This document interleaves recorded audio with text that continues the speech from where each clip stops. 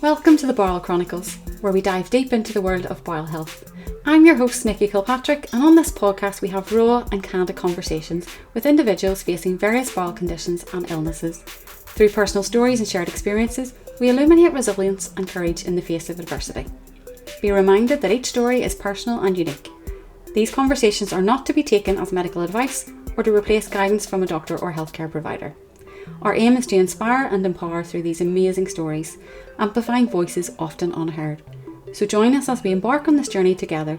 Sit back, listen, and be inspired. Enjoy the episode. Well, hello everyone, and welcome to another episode of the Bowel Chronicles. I'm your host, Nikki Kilpatrick, and today we are joined by the lovely Vonnie in, I want to say Somerset. Correct me if I'm wrong, Vonnie. Yes, no, you are correct, Somerset. Okay. And Vonnie, you're going to share with us some of your story in relation to inflammatory bowel disease, mainly Crohn's disease, and you've had multiple surgeries in that. So why don't we kick off? And I really want to touch on pregnancy with the stoma and what that was like for you. But let's kick off with your diagnosis and how things started off, because you were quite young. Yes, yeah, okay. So I was diagnosed at the age of 11, although it took them a long time to diagnose me. And then I couldn't be looked after in my local hospital because I was so severely poorly, because I was undiagnosed for a long time, and I was looked after in Children's Bristol Hospital, where I then lived for a whole year in the hospital because I was so severely unwell. And then things, got a little bit better with medicine. And then I managed to go through school, even though that was quite hard. And then I managed to do college, and then I got to college and I had this almighty perianal abscess in my bottom. And then I went into hospital, and then I had to live the next 9 years with a perianal abscess in my bottom. And I also then had my colostomy bag at the same time because the perianal abscess gave me sepsis. I got rushed into hospital. It was life-threatening, so they performed a colostomy, and then I wanted to have all my perianal abscess removed, but because of the severity of the perianal abscess, they said to me, "Do I want children?" And I said yes, and they said that I would need to have my children with the perianal abscess in place, because when they were going to remove it, it would stop me from having children. So I then began my pregnancy journeys and had 2 girls while being horrifically poorly with 2 perianal abscesses in my bum. And basically, from the word go of getting these perianal abscesses, I had to have surgery every 2 months to drain this abscess, to have sutures and setons put in.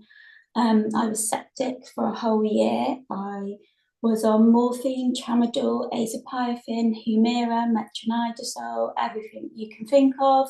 And I also carried 2 girls.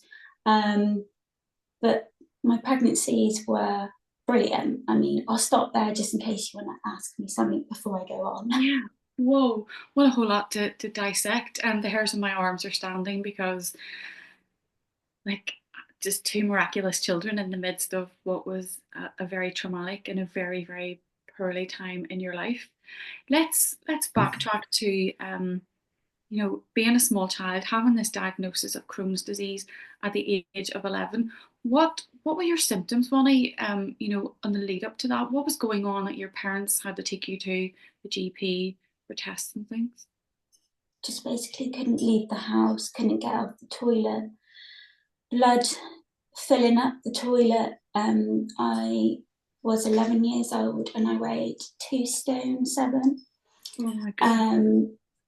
Yeah, I couldn't eat, I couldn't keep anything inside of me except for water. I had massive lumps on my legs. Basically horrific pain. Like my mum said, described to the doctor, it was like I was giving birth and I had like contraction pain. And yeah, it was horrific. I think it was more horrific looking at my parents than me going through it, if that makes sense. Okay, yeah. The look on their faces every time they saw me, where I dealt with it quite well. I just hid myself away in the bathroom and dealt with it. Where coming out of the bathroom and being with my parents was harder, looking at them. Yeah, because that feeling of, you know what it's like being a parent yourself if your child is unwell. It's that feeling of helplessness of like, I can't do anything, other than advocate, which your parents seem to have done pretty well for you, even though you feel that it was a long journey from the age of 4 till 11 for diagnosis. What about things like friendships? In school, people would go to parties, you get invites all the time to go out with friends, and as you progressed after diagnosis into your teenage years, did that impact your social life as a kid and a teenager? Well, obviously, I had to grow up a lot quicker. I was forced to, just naturally did. And all my friends noticed that about me. But no, my friends, I think I had, one of a kind year. My school year, they were so supportive.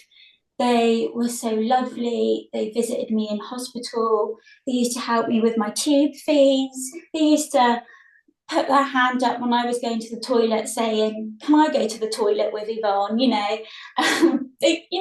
though I was going for a poo and it was going to stink, they didn't care. They wanted to sit me in the toilets.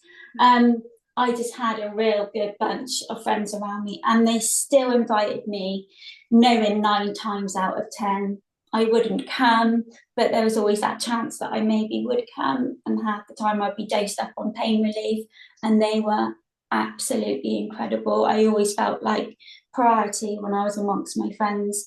They always thought about me first in every situation, whatever we were doing. I am very, very lucky because I do know I speak to a lot of people and they didn't have the same experience. They didn't have good people around them and they lost friends. And that's just horrible because, I was going through enough as it is. So if I had to go through that as well, I think that would have knocked on a lot of mental health effect to this day. And I'm lucky and I didn't have that. I had the most supportive people around me. Mhm.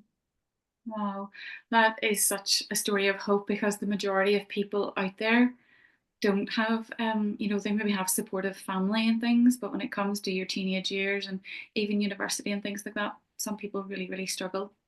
They feel Yeah. isolated because they're just constantly advocating for themselves or they're feeling gaslit by doctors and all sorts, and they just hide away because they carry maybe even a bit of shame around them, or they don't really want to talk about what's going on. But you seem to have done pretty well. I have. I've had a great support network around me. And when I hear other people's stories, and like you just said, the gaslighting, I, if that had happened to me and my doctors were like that around me, I don't think I'd be as much as the positive person I am today. So my heart really goes out to people like that. Yeah.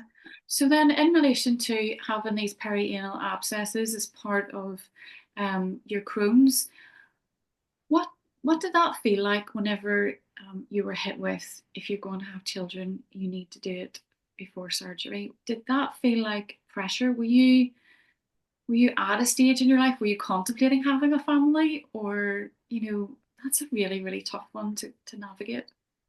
Yeah, okay. So me and my husband, we met when we were 19 and we were married by 21.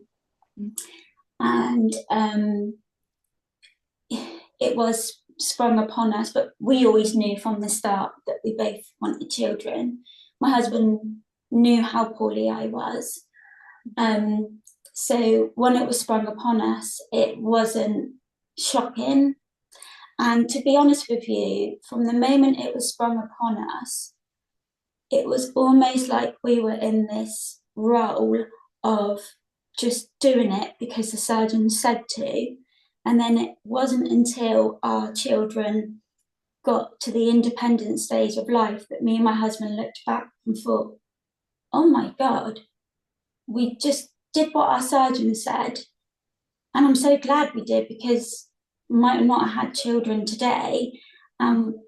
We didn't really have time to think about it. We just had to do it. It was so much more than that. It wasn't just, right, have your contraceptive out and have a baby. It was, come off this immunosuppressant for 9 months before you even try for a baby.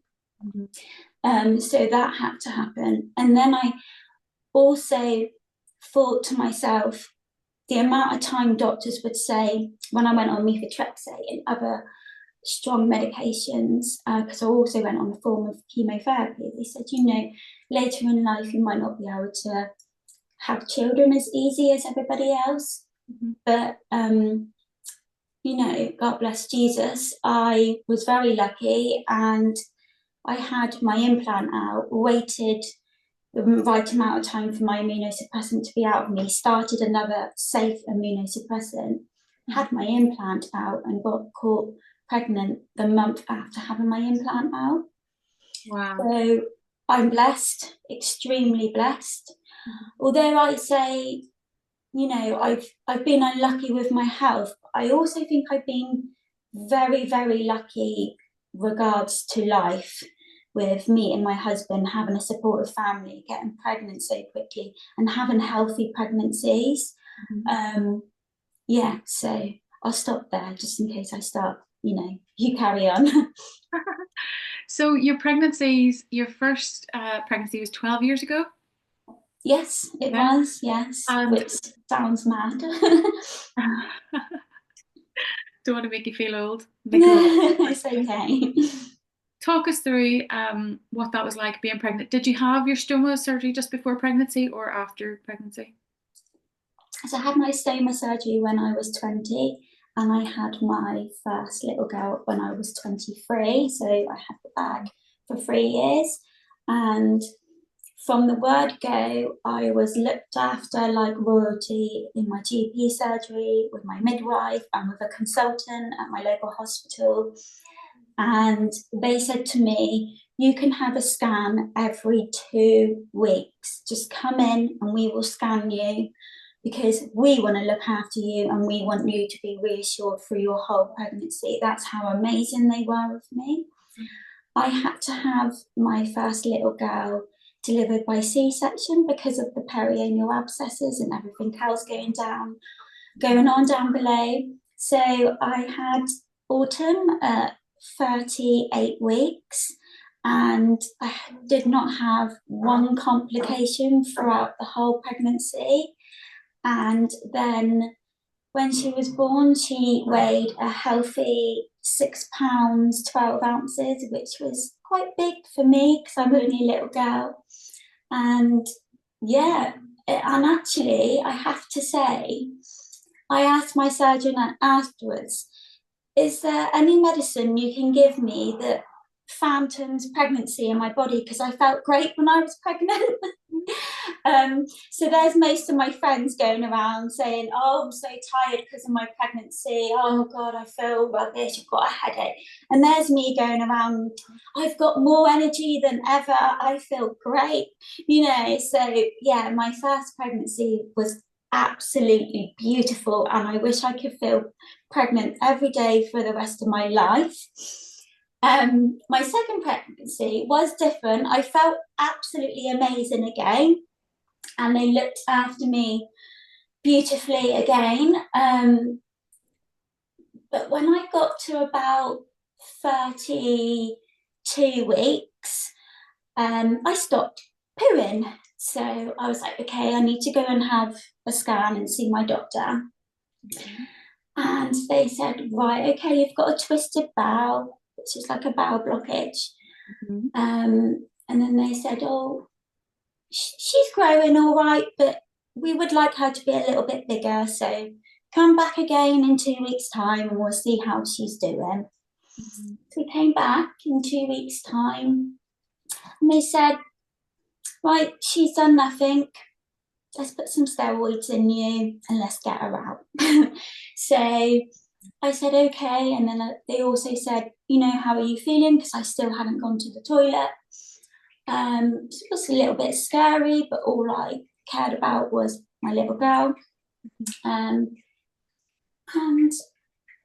I went in on the Friday, had the steroid injections over the weekend to bring on her lungs. Went in on the Monday, and I had the midwifery team and consulting team, and I also had my gastrology team, my bowel surgeon, all in one room. And they got Felicity out, my second little girl, and they also fixed my bowel at the same time. I was awake throughout all of it. When Felicity came out, she weighed 5 pounds. She was a tiny little girl, and she decided to stop breathing and scared her life out of me. So she went to intensive care for about 3 weeks, where she fought for her life, and it was the most worst time of my life. I went through a lot from the age of 4, as you know, and this was the worst time because it wasn't me, it was my own.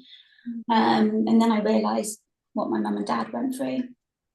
And then, she was very, very poorly, to the point that, I went to the chapel and I prayed and prayed. And turn it around 3 weeks later, and she was getting better and better and better. It was a miracle. And I also had my bowel surgery, and I was getting better, even though I totally forgot I even had bowel surgery, because all I could think about was being with my little girl. And she did lose a lot of weight, but I managed to get her on the breast. And by the time we brought her home, she weighed 3 pounds 11, which is odd because normally by the time you bring them home, they weigh more, but because she was fighting for her life, got her home. And now she's 9 years old, and the doctors did say she might be a year or so behind. She's not. She's thriving. She's healthy. There's nothing absolutely wrong with her. And she's doing amazing, like every other 9-year-old girl is. That's incredible. Absolutely incredible. I'm almost looking for a hanky sitting beside me here because I feel emotional for you as a mum having to go through that. Wow. And in the midst of it, you had to have more bowel surgery. As you say, your focus left yourself and went straight on to your newborn baby. Yeah, I didn't even think about myself, to the point that my cesarean scar was actually ripped open for a few days. And I didn't know. And I can remember trying to pump some breast milk. And I think this was on, the 7th day, a week later, I was trying to pump some breast milk. And I was like, why aren't I getting any out? I'm a pro at this. I did this for 2.5 years with my first.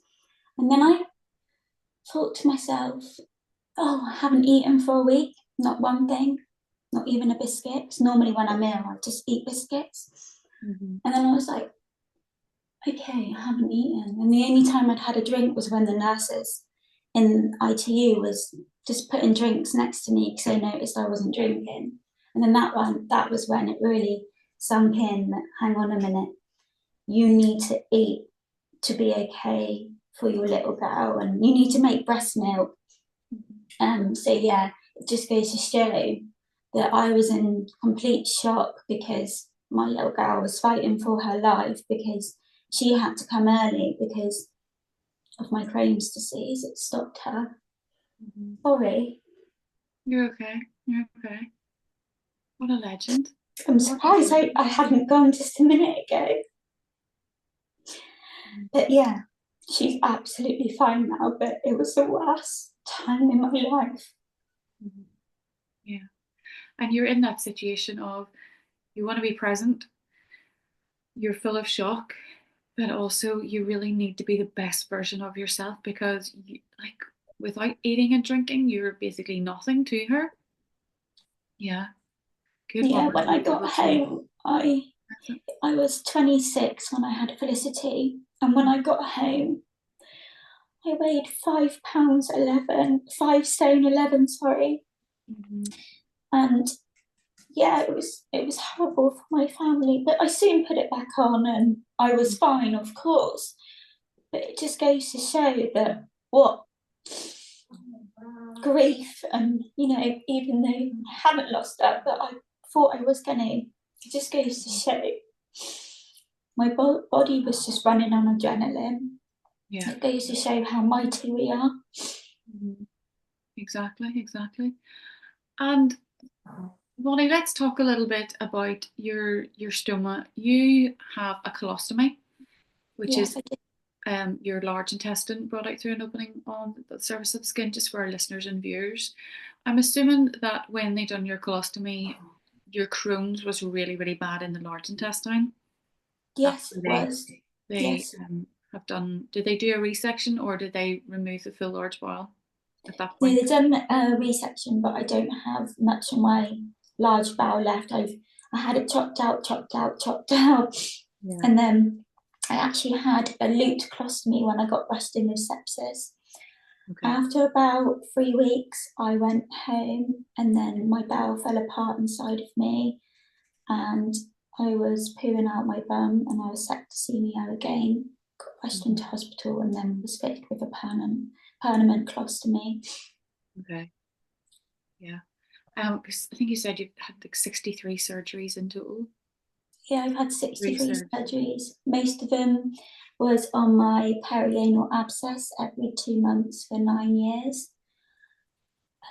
Some of them were on removing bowel, 2 colostomies, 2 C-sections. I also was, after I had Felicity, I had all my rectum removed, all my abscess removed, and then I was no longer able to have children, which was absolutely fine because I knew this, I was ready for that, and I was blessed with those 2. And then I went home, went about my life, and then about a year later I went for a smear, and they went inside of me and said, your vagina wall's not right. I said, okay. I said, it might be something to do with having my bum removed. The nurse looked at me like, what? And so then I got referred to a specialist, and he said, yeah, your vagina wall's falling back.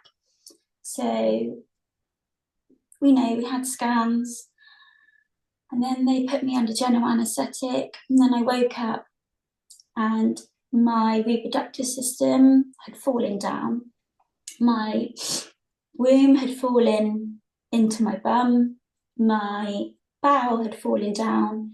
So then I was put back to sleep, and my colorectal surgeon put my bowel back up, and then the gynecologist said, I think it's best we just leave where your reproductive system is. You can have vagina wall reconstruction, but if you can live like you are and get by and still have sex with your husband, then let's just carry on, just keep checking on you, because there's risks involved with having your vagina wall reconstructed,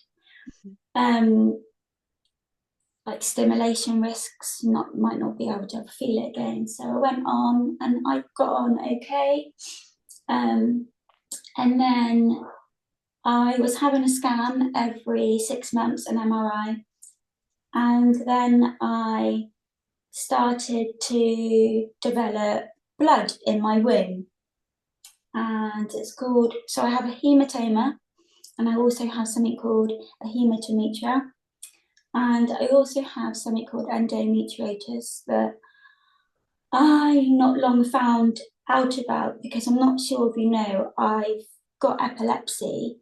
I was diagnosed with epilepsy when I was 6 years old, and it went away when I was 9. and then randomly came back when I was 30 years old. So I've had it now for the next 5 years. And in those 5 years, I was having a lot of drainage on my womb, and a lot of things was going on, and I was having lots of seizures. And I was diagnosed with endometriosis and the hematemetra and the hematoma. And yeah, so I forgot a lot of things, and I forgot I had endometriosis for a long time. So yeah, now every 6 months I have to be put to sleep, and I have to have all my womb drained. I have to have bits removed inside of me, have to be tested for cancer in my reproductive system. And my gynecologist wants to carry on like this, doing this every 6 months. But I spoke to my colorectal surgeon, the guy that, you know, saved my life, and I'm still here today. He wants me to have a hysterectomy, but my gynecologist doesn't want to do it. So yeah, I'm stuck in the middle right now. He wants to Can I ask why does your gynecologist not want to do it? And the reason I'm asking this or digging a little bit deeper is I went through a subtotal hysterectomy when I was 29. Again, similar circumstances to yourself. I was very blessed. I'd had my 2 girls. I knew my family was complete. And there was it wasn't up for discussion whether I would hang on and hang on and hang on because they may not have a mum in 6 months' time. So exactly. I had a subtotal hysterectomy, so I didn't go through menopause. I still have my ovaries. And I'm wondering, is that something that they could do for you? Would that help? Well, it certainly can be done. I've also been through my menopause. I've got endometriosis. You think they would want to get it all out. So it's very rare, but my Crohn's is actually attacking my reproductive system, and I have abscesses and fistulas there. So that's why my colorectal surgeon wants it out. But because I've had so many surgeries, I'm now at a high risk. And although I'm still having surgeries every 6 months, my gynecologist has never ever performed a hysterectomy on someone without a rectum. And the reason why even my colorectal surgeon said he would be there to help him, he said that because obviously he goes inside every 6 months and has a look around, clears the wound. He said, I've got such a huge amount of scar tissue, quite an abnormal amount. He's worried I would bleed out on the table, and he doesn't want to have the guilt on his hands. So that's his reason. And he said he would rather do it in an emergency and carry on how he's doing it now, with keeping an eye on it and draining my womb every 6 months, than doing a hysterectomy and it all going wrong, because he thinks not only having my hysterectomy removed, because I have such this style of body where everything falls down, he's worried that other things might fall down, and he's just worried to have the blame on his hands. So he's just cold said no. But I can understand why he said it, and he has said I can go and look for another gynecologist for this surgery, but at the moment I'm in limbo and I don't know what to do. Yeah. That's bound to impact your mental health, you know, going every 6 months, you know you're going to have surgery again and again and again. Does it make you feel tired, exhausted? And no, it's really weird, but I like being put to sleep, and for someone that's had 63 surgeries, that's all I know. It's actually quite weird. It's your norm, isn't it? Yeah, it's weird, but it's because it's all I've ever known since I was a child. So I'm happy to be put to sleep twice a year. I'd be happy if you told me you need to be put to sleep 13, 20 times a year, because I have in the past. And that's actually wrong, because, you know, I'm putting my body through a lot, but I don't mind, which is not right in the head, but it's because of how my life's gone. But it would be weird if someone said to me, you don't never ever need to have a surgery again. I mean, deep down it'd be brilliant, but also deep down I'd be like, oh, is that all right? It doesn't seem right. That's not me. You know, it's really weird, and it doesn't sound right me saying it at all, but it's just how I'm programmed. I think maybe there's part of it where you're going every 6 months, someone's checking up on you, someone knows exactly what's going on inside of your body, and they're updating you all of the time. So it's kind of like, I know where I am. Every time they do surgery on me in the past, if something else has gone wrong, they can pick up on it. And, like with the cancer in my reproductive system, if that does come, I have an MRI every 3 months, so he'd pick up on it. And also, they also picked up on my last gynecological surgery, believe it or not. This was 2000 not my last one, back in 2022, sorry. It all stemmed from there, that they noticed this massive dip in my spine that I showed him, because I said, it don't look right, does it? And he said no. And then from that day, I was referred to I can't remember the name now, a bone specialist, orthopedic, and I was diagnosed with ankylosing spondylitis, Crohn's related, believe it or not. And yeah, and it's just goes to show, when I'm at hospital, I feel safe because I know I'm going to be okay. I won't be here without them. So it's fine going in for surgery, because if there's something else wrong, they're going to tell me, they're going to pick up on it. So if I'm away from the hospital, I don't feel safe.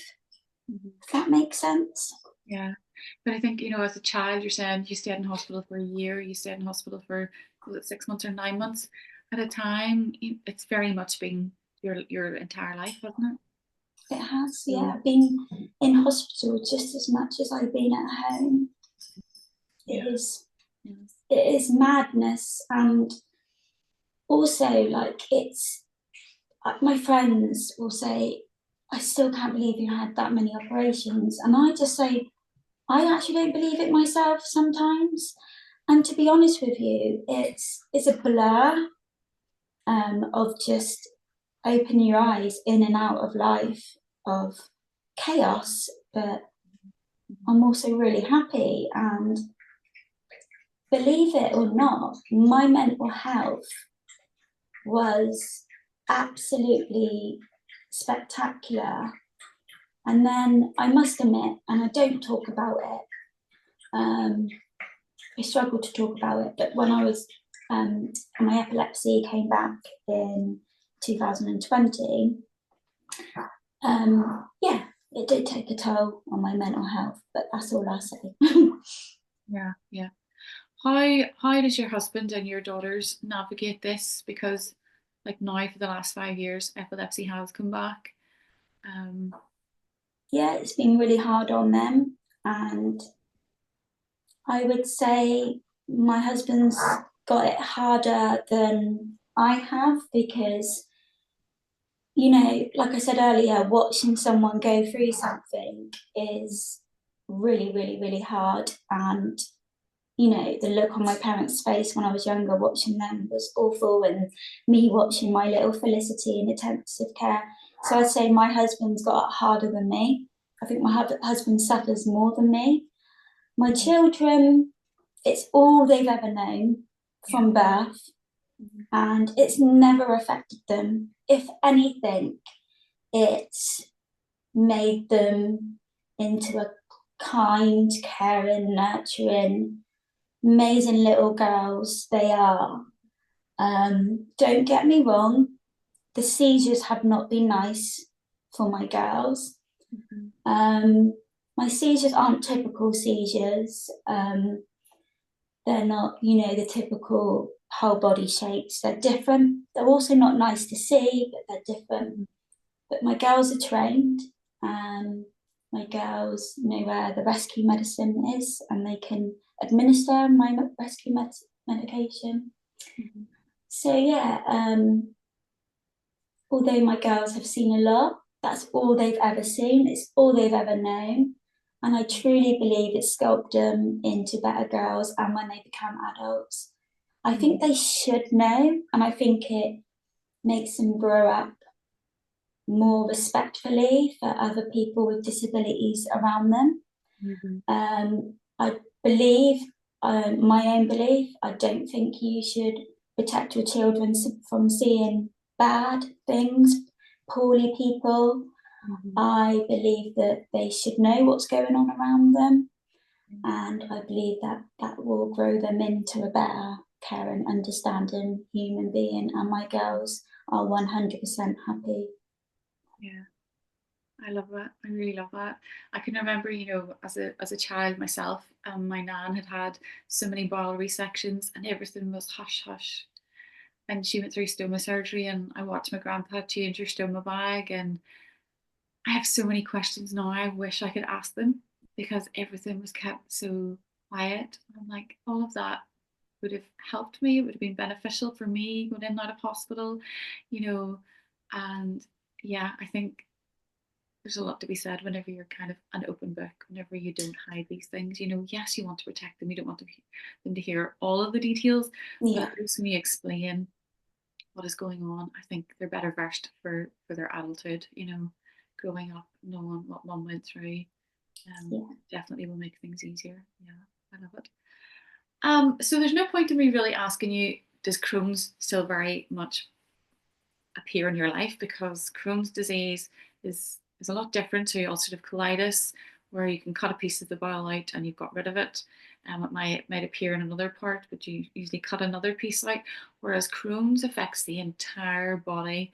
You've said perianal abscess, you know, it's your reproductive organs. It's so much. So even though you've been through 63 surgeries, Crohn's still really features a lot in your life. Yeah, when you look at me, it's Vonnie and then it's Crohn's. And I always say I actually don't mind Crohn's disease defining me, because Crohn's disease, I wouldn't be me without it. And if someone said, do you want to start again and we'll take it away from you, I'd say no, because I wouldn't be where I am today. I wouldn't be the person I am. I wouldn't be with the people I'm with. I wouldn't have my family.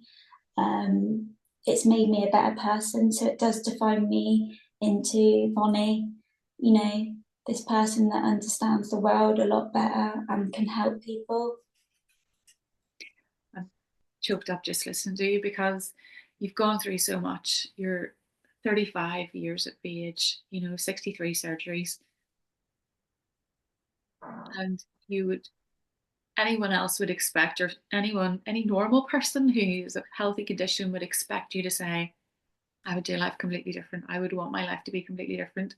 And here you are saying, you know, it's okay that my illness can define me, the disease can define me because it's made me who I am. I'm just blown away by it. I really am.